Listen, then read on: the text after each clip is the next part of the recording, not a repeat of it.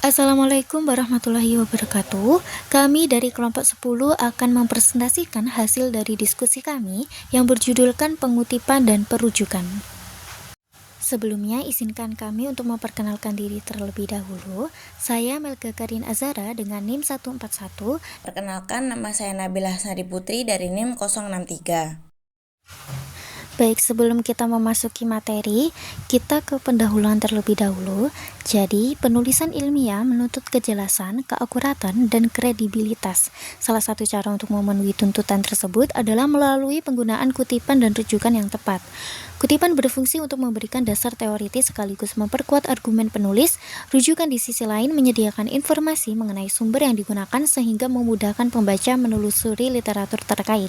Dalam konteks akademik, keberadaan kutipan dan rujukan bukan hanya aspek teknis, tetapi juga bagian dari etika ilmiah untuk menghindari plagiarisme. Oleh sebab itu, pemahaman mengenai konsep, fungsi, serta teknik penulisan, kutipan, dan rujukan menjadi kompetensi dasar yang wajib dimiliki setiap peneliti. Nah, langsung saja kita ke materi yang pertama, yakni mengenai konsep dan fungsi kutipan.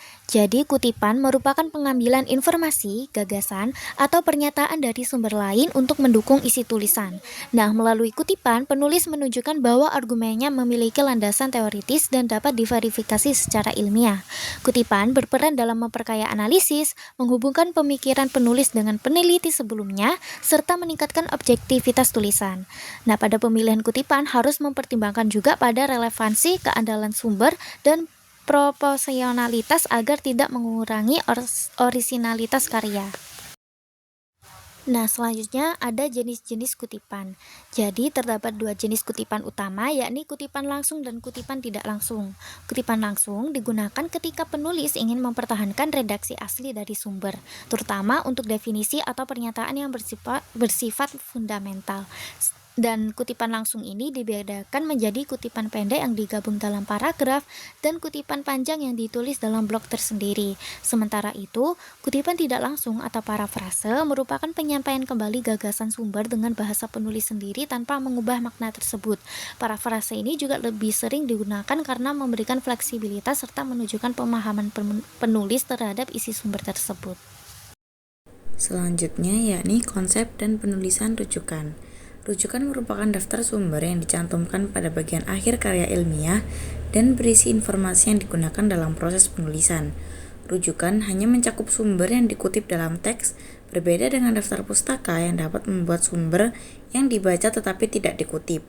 Komponen umum rujukan meliputi nama penulis, tahun terbit, judul karya, kota penerbit, dan penerbit.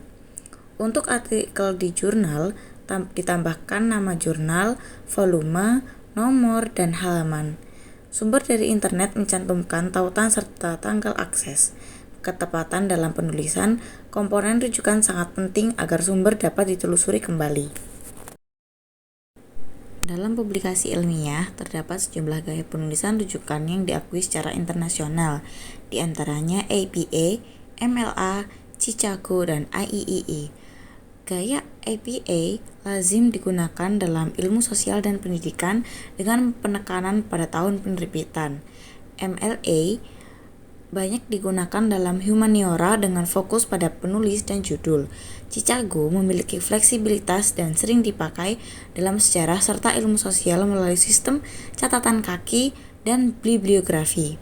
IEEE menggunakan sistem penomoran yang banyak dipakai dalam bidang teknik dan size terapan. Konsistensi penggunaan gaya sangat menentukan kerapian serta profesionalitas sebuah karya ilmiah. Catatan kaki dalam penulisan ilmiah, yakni catatan kaki yang digunakan untuk memberikan informasi tambahan yang tidak dimasukkan dalam teks utama agar tidak mengganggu alur pembahasan. Catatan kaki juga digunakan untuk menyebutkan sumber dalam sistem tertentu. Penggunaan istilah seperti IBIT, OP, cheat, and log, and cheat membantu merujuk pada sumber yang sama secara efisien. Meskipun demikian, penggunaannya perlu dilakukan dengan cermat agar tidak menimbulkan kebingungan bagi pembaca.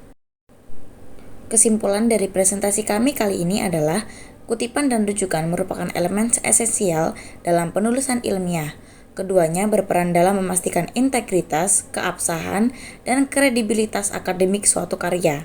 Pemahaman mengenai jenis kutipan teknik penulisan rujukan, serta berbagai gaya yang berlaku internasional sangat diperlukan untuk menghasilkan tulisan yang berkualitas. Selain itu, konsistensi dan ketepatan dalam penerapannya mencerminkan profesionalitas penulis dan menghormati etika akademik yang berlaku. Baik, sekian presentasi dari kami. Mohon maaf apabila ada salah kata. Wassalamualaikum warahmatullahi wabarakatuh.